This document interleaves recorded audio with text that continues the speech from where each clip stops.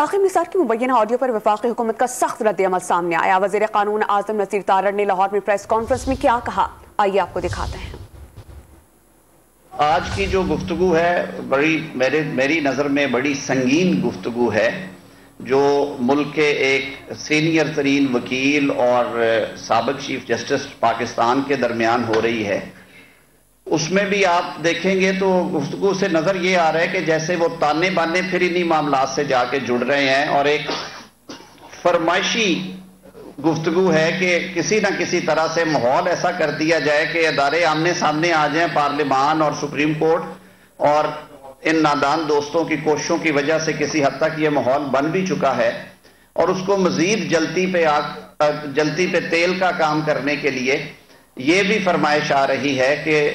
فوری طور پہ کوئی ایسا صورت نکالی جائے، کوئی ایسا کام کیا جائے